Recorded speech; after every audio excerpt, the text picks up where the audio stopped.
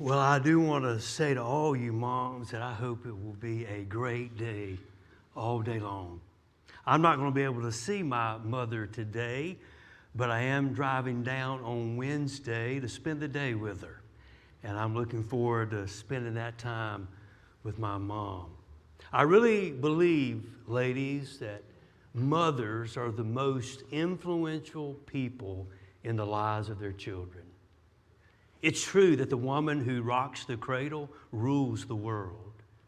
Your influence is second to none.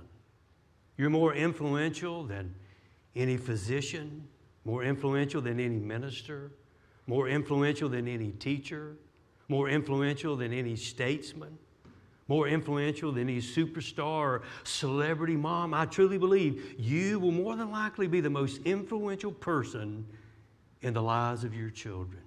Never doubt that for one moment. Is it any wonder when soldiers are wounded out on the battlefield that history has recorded they call out for two things more than anything else?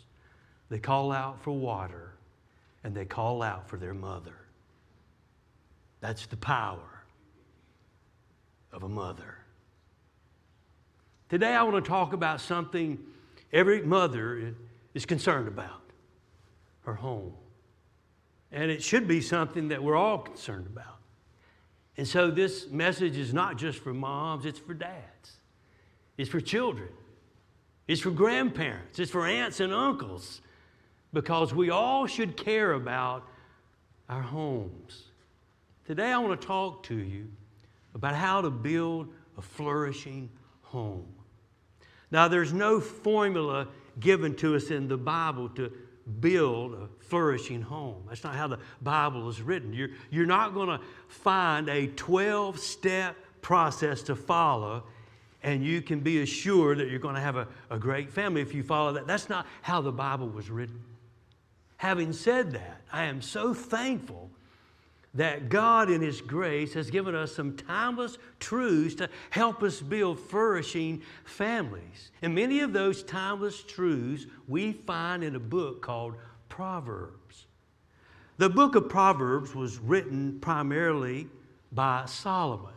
He wrote most of the Proverbs. There's some others written by other individuals. But he primarily writes these wise sayings to his son. He's wanting to instill wisdom into his son. And today I want us to look at some Proverbs and help us apply these Proverbs to our own families. Remember what a proverb is.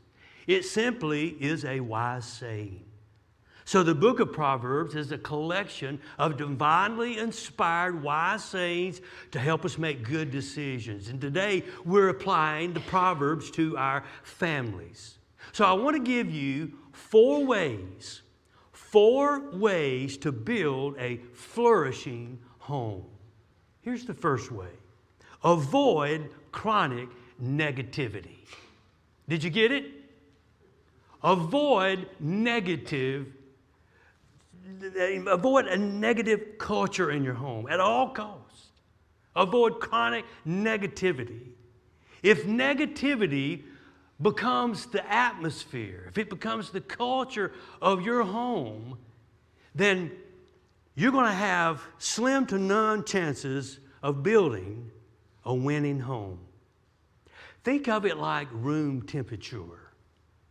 If the room temperature in your house is 110 degrees, it doesn't matter how many clothes you take off, you're still going to be hot. And if chronic negativity is the culture and atmosphere of your home, it doesn't matter how much money you make. It doesn't matter what kind of house you live in. It doesn't matter how many designer clothes you have. It's going to be virtually impossible for you to build a flourishing family because you cannot build a flourishing family in the context of chronic negativity. It cannot be done. So if that's the case, what is it that contributes to a chronic negativity in the home? Well, it all starts with our words. It all starts how you talk to the members of your family. That's how negativity is created in the home. It always starts with our words. And isn't it interesting that Proverbs says so much to us about the power of our words? Look at these. Proverbs 15:1. A soft answer turns away wrath, but a harsh word stirs up anger.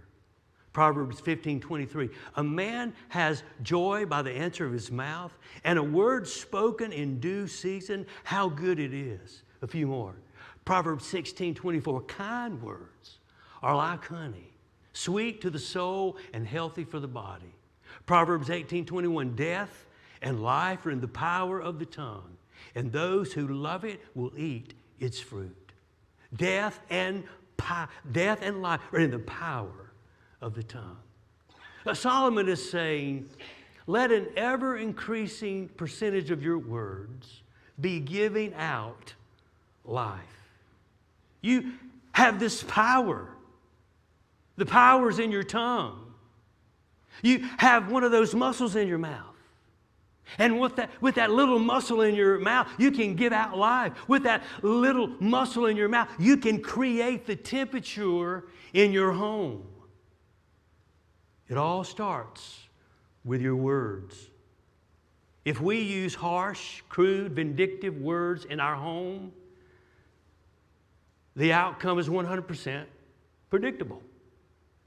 Let me say that again, in case you missed that.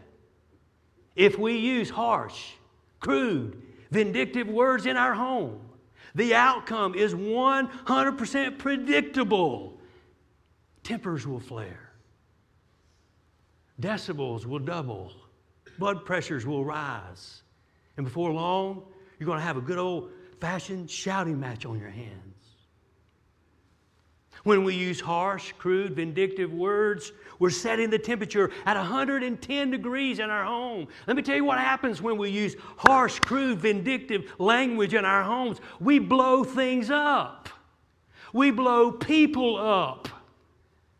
And we cannot build flourishing families when our words are critical and harsh. One of the things I do in working with couples who are getting married is I talk with them about their tone of voice, because sometimes we want to make great marriages out to be something that they're not actually. They really, you don't have to take fancy trips, and you don't have to live in big homes, and you don't have to have big jobs to have great marriages. But I'll tell you what you do have to have, and that's the right tone in your marriage. And if I'm using a condescending tone of voice to Karen, if I'm using a harsh tone of voice to Karen, what I'm doing is setting the room temperature at 110 degrees in our home. Sometimes we think that being critical or being loud or being harsh can cause our spouse to improve, or maybe cause our spouse to do something that we want them to do, when in fact it works just the opposite. And this is why we have to pay close attention, not just to what we say, but how we say what we say, the tone of voice. Ladies, you tell me, if your husband says to you, I haven't had an apple pie since the baby was born, it's probably going to be 18 years before I get another apple pie. Ladies, I'm just curious. Does that motivate any of you to want to go in the kitchen and bake your husband an apple pie? I don't think so. And fellas, when you get home from work and you're tired and your wife says to you, if you don't cut the grass this evening, I'm going to cut it. Now, doesn't that make you want to jump on the lawnmower? I don't think so. That's not how it works. And this is why we have to think about what we say and how we say what we say. This is why we need to use requests instead of demands. Let me say that again. This is why we need to use requests instead of demands. Ladies, help me out here. What if your husband said to you, you know what I would love to have? I would love to have one of your apple pies. You make the best apple pie in all of America. How many of you ladies might be a little motivated to go in the kitchen and make your husband apple pie? Can I see your hands? A lot of hands. It's amazing what happens when we talk to each other with the right spirit. And listen, if you're a child, if you're a teenager, if you're still in the home, I want you to know that you very much create the temperature for your home. And I just want to encourage you, children and young people, to honor your parents. It's one of the 10 commandments. It made God's top 10 list. Honor your father and mother that it may go well with your life. One of the ways you can honor your father and mother is by the way you talk to them. You honor your parents by the way you talk to them. You don't dishonor them. You don't use a condescending voice toward them. You don't roll your eyes at them. It's so easy to bring a bad attitude into the home as a child and teenager, and we're very much helping to set that temperature for the family. And listen to me, young person, listen to me. You got to decide that you're going to contribute to build a flourishing family. So the next time you're tempted to dishonor your parents, and by the way, everybody is tempted by this. I mean, you're going to be tempted to dishonor your parents. And the next time you're tempted to dishonor your parents, maybe by the words you speak to them or by the attitude that you have toward them, remember what made it on God's top 10 list. Honor your father and mother that it may go well with your life. If you want God to bless your life, honor your parents. Now, let me give you a second way to build a flourishing home. Number 2, resolve your conflicts with forgiveness. I want to show you a few more wise sayings from the book of Proverbs. You can build your families on these. Proverbs 10 verse 12 says, hatred stirs up strife, but love covers all offenses. Proverbs 19:11 says, good sense makes one slow to anger, and it is his glory to overlook an offense. Now, both of these proverbs are a proverbial way to speak about forgiveness. Both speak about offenses and letting offenses go. That is a Hebrew, poetic, proverbial way to speak about forgiveness. You know, it's never smart not to do what God tells us to do. It's just not smart. It's always smart to do what God tells you to do. So what is God telling us to do here? He's telling us to practice letting go of offenses.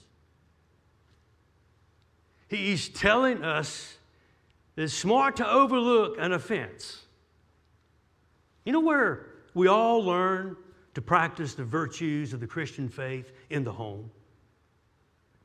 You know where we all learn to apply the Word to our lives? In the home. You know where we learn to apply the teaching of Jesus to our lives? In the home. You know where you learn to practice forgiveness? In the home. This is where a husband learns to forgive his wife. This is where a wife learns to forgive her husband. This is where parents learn to forgive their children. This is where children learn to forgive their parents. This is where children learn to forgive their brothers and sisters. We learn to do it in the home. And if we never learn to practice forgiveness in the home, then when we're called to forgive someone at work, when we're called to forgive someone at school, when we're called to forgive someone at church, when we're called to forgive someone in the community, it's not likely that we will do it because we never learned to do it at home. Forgiveness is learned in the context and in the crucible of your home. And if we can't do it at home, we can't do it anywhere else.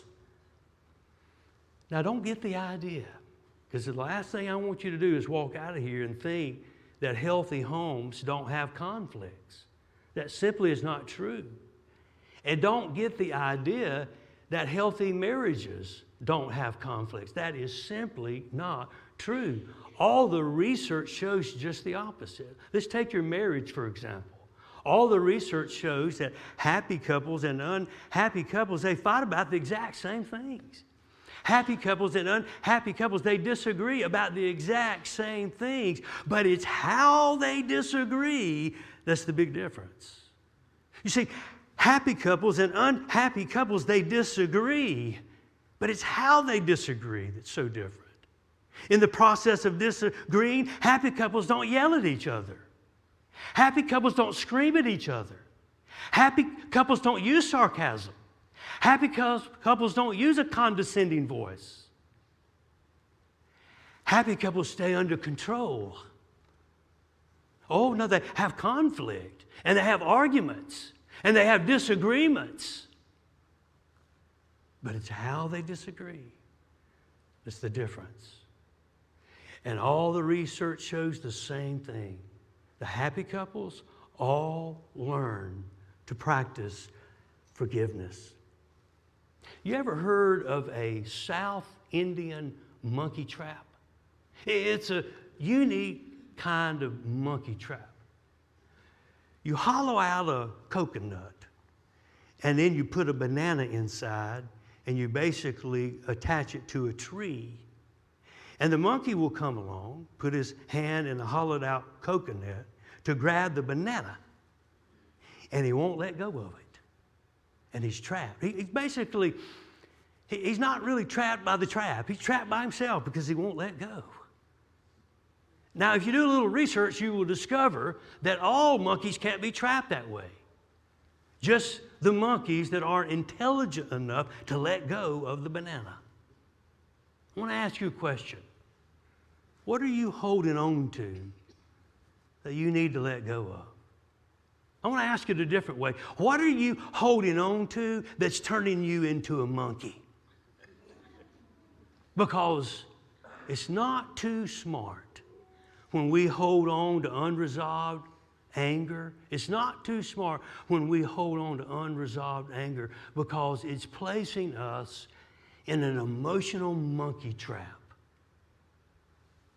We end up being trapped by unforgiveness. At some point, we're going to have to decide to let the offense go.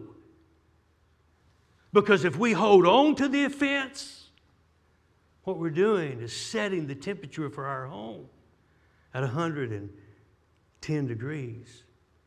Maybe you've noticed a common denominator of everybody in your home. Have you noticed everybody is imperfect? Everybody is imperfect. Everybody has flaws. Everybody has weaknesses. Everybody has idiosyncrasies. And everybody has plain old-fashioned sin. And the healthy families are the ones that recognize that. And they don't even expect anybody in their family to bat 1,000. They know nobody in their family is going to bat 1,000. So flourishing families, here's what they do. They learn to give each other grace.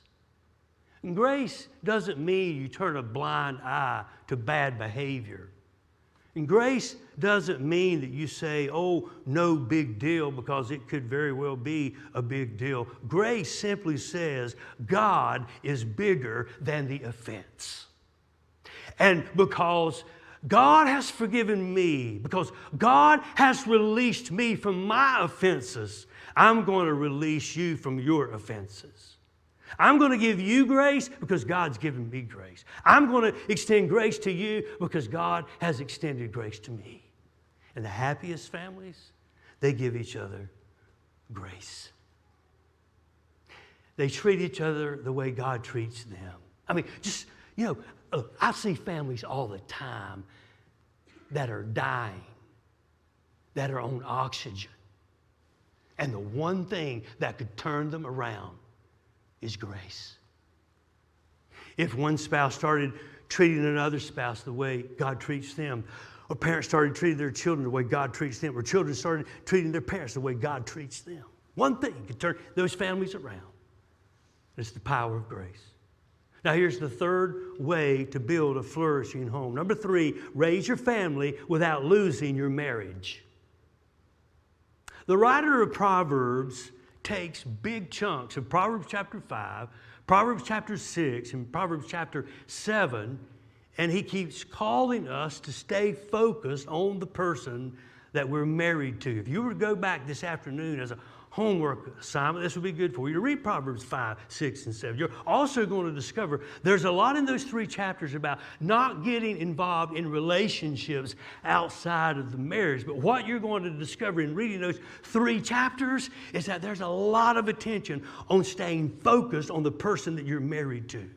Now, I don't have time to read 3 chapters. Time and the constraints that I have, I can't read 3 chapters in this message. But what I do want you to feel is the spirit of this section of the book of Proverbs. And let's just pull from Proverbs chapter 5, where the writer of Proverbs says, "Let your fountain be blessed, and rejoice with the wife of your youth.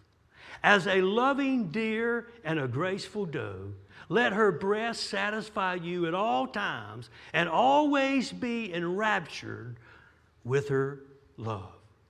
Now, maybe you got a little confused about the doe and the deer analogy here, or maybe you got a little distracted by the other part that's here. But what I don't want you to do is overlook this last line here that says, always be enraptured with her love. Always be captivated by her love. It goes the opposite direction. Always be captivated by his love. The grass isn't greener on the other side. The grass is greener where you water it. Did you know that God designed the family to operate so that the marriage relationship would be the primary relationship in the home? Now that gets tough when kids come on the scene. It takes a lot of hard work and it takes a lot of intentionality to keep the marriage relationship at the center of the home, because after all, kids take up a lot of time, a lot of attention. Sometimes people think that they're doing their kids a great service by giving them exclusive attention, when actually you're hurting your home. You know why? Because the greatest gift you can give your children is a strong marriage. It's not a big inheritance. It's not a fancy sports car. It's not an Ivy League education. The greatest gift you can give your children is a strong marriage. You know why? Because the health of your marriage is the atmosphere in which your children are growing up in. It's setting the temperature. Your marriage is setting the temperature for your home like nothing else. And people say to me, "Oh, boy, I'm so glad our children don't know how unhappy we are." To which I want to respond, but I never do: dream on, dream on, dream on. Your kids know if you've got a bad marriage. I mean, they got a front row seat. They live in your house. There's never a good time to have a bad marriage, but the worst time in all the world to have a bad marriage is when you're raising children, because you're modeling for them how to do marriage, and you're modeling for them how to build a home. Dad, I want to ask you something. Do you know how your sons are going to treat their wives the same way you treated your wife? Mom, I want to ask you something. Did you know how your daughters are going to treat their husbands? In the same way you treated your husband. Because this is where they learn to do marriage. This is where they learn to do home. It is the atmosphere that you are setting that's going to impact them in a profound way. It's ever more the reason why, even when we have kids in the home, to give attention to our marriage, to stay focused on our marriages, because it's the marriage relationship that truly sets the temperature for our homes. Now, here's a 4th way to build a flourishing family. Number 4, paint boundaries for your kids. Paint boundaries for your kids. The whole book, really, Proverbs, speaks a lot about parenting. Here's just a couple. Proverbs 19:18. Discipline your son while there is hope, and do not desire his death. Proverbs 29:17, discipline your son, and he will give you peace. He will bring delight to your soul. Now, these Proverbs aren't saying discipline your sons, but let your daughters go wild. That's not what this is saying. We got to discipline our sons and our daughters. Sons and daughters need boundaries. Sons and daughters need discipline. You know how children learn to take responsibility for their lives? Through discipline. And children who grow up in homes that have parents who discipline, they start to make the connection. Actions really do have consequences. This is how they really learn the law of sowing and reaping in the home. Galatians 6 says, whatever a man sows, that he will also reap. This is how children learn to make the connection between actions and consequences.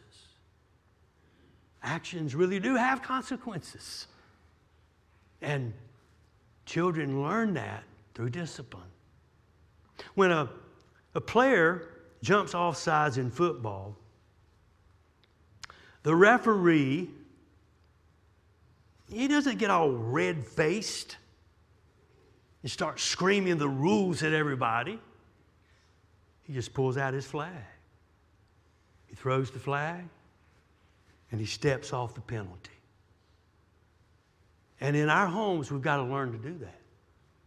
When our kids get out of the line, we've got to learn how to pull out the flag, step off the penalty. You don't have any penalties in your home? Your home is going to be marked by chaos. But you know what? We don't have to step off penalties and destroy the peace in our homes.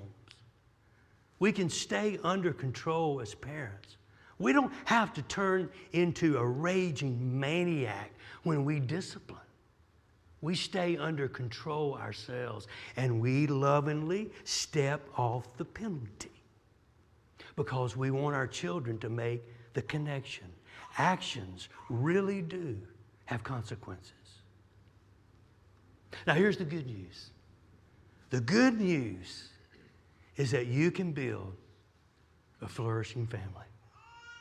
It doesn't have to be 110 degrees in your home. With these 4 proven ways, you can set the temperature. You can set the atmosphere. You can set the climate so that you build a flourishing family. Let's close in prayer. Father, we thank you for the gift of our homes, and what a assignment that we have, and how we need wisdom. This is the most difficult assignment that we will ever have, to build a winning home, a flourishing family. And Lord, I'd like to pray for every mom that's here, every dad that's here, every grandparent that's here, that's helping to set the temperature for the home. And pray, oh God, that the wise sayings that we've talked about today would help shape and form the homes that we're building. I want to invite you, if you're mom, dad, grandparent right now, just in this quiet moment. I know it's going to be a busy day for a lot of you. And for those of you who have kids and grandkids, I want to invite you in this moment just to pray for them. Just lift their names before God. Just quietly, silently. Just lift their names to God and ask God to bless your children, and bless your grandchildren.